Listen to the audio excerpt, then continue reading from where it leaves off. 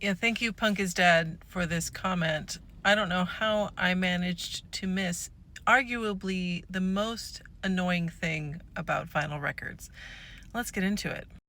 Now, I didn't mention this fact about vinyl in my video about producing vinyl records as an indie musician because it seems so obvious to me, but I realized that there are several generations of people that did not grow up with vinyl, and so in case you didn't know, vinyl records are incredibly sensitive to heat.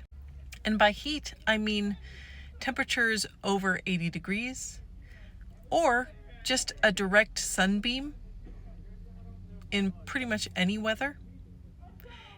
Vinyl records will warp under those conditions. So above 80 degrees or indirect sunlight, they will wave like a potato chip. It's actually kind of extra the way that a vinyl record will warp. And once it's warped, it's unplayable. So once it's been exposed to heat for even a fairly short period of time, it's ruined. When I was 8 or 9 years old, I checked out the Broadway soundtrack to the musical Man of La Mancha from my local library on vinyl record. And I brought it home and I played it and I enjoyed it. And I had been told many times in my growing up to always take records off of the record player when you're done listening to them and put them back in the sleeve. But did I do that? No. I left it on the record player, and the record player was by a window, and the sun came in and hit that vinyl record, and I came back a couple hours later and it was warped, like just these huge waves in this record. Unplayable, ruined. For some reason, I took the warped record back to the library. Now, I'm not sure why. I'm sure my mom could have just called them and told them that it had been damaged and that we wouldn't be returning it.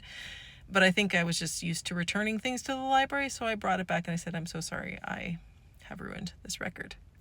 And I'm sure my poor mom had to pay whatever fine that the library levied for destroying a record. But even worse than that, so the next week I went back to the library because I was always at the library. I was a library kid. The next week I went back to the library and they had hung the vinyl record on the wall on a poster over which they had written, "Don't let this happen to you. Keep your records out of the sun." So they made an example of me at my local library. So because of this, and because these records were so expensive to make, I am so stressed out by keeping them at some sort of a regular temperature. But it's really tough because most of the shows that I play are here in California, which is a fairly sunny, warm state. And most of the shows that I play are in the spring, summer, and early fall, which is a very warm and sunny time in California. So I will bring merch to a show and I'm trying to baby it. I'm like putting ice packs on it. I'm like watching where the sun is. I've got the air conditioning on the footrests and got the vinyl records right over the air conditioning vent. Like, I am babying these things.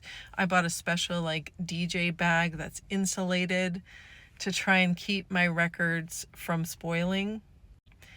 But even with all of that effort, I'm going to say probably about 25 to 30 records have warped in the time that I've had this merchandise. And that's out of 300, so it's a pretty high percentage. I've had people buy records from me that they took home that were warped, so then I have to pay shipping twice.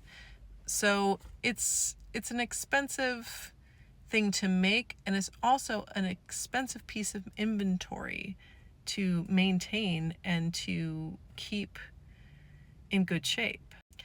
So the best thing you can really do with vinyl records is if you have them like in a box and you have them stacked up real tight next to each other and you store them vertically and you keep them stacked real tight next to each other, then that's the best shot you've got at getting them to not warp, because even if they do get warm, they don't have room to kind of expand.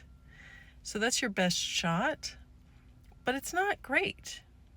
And I don't have air conditioning in the Bay Area, most of our housing doesn't even have like central heating.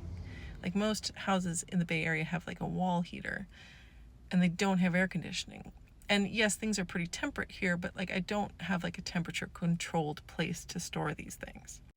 So yeah, on top of the lead time, on top of the extra mastering process, on top of the cost of the vinyl records, on top of the cost of the printing of the sleeves and of the little center labels. I mean, yeah, it's a lot.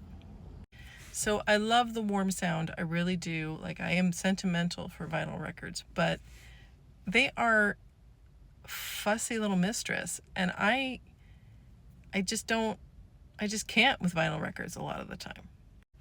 So yeah, be sure to take those records off of the record player and keep them out of the sun.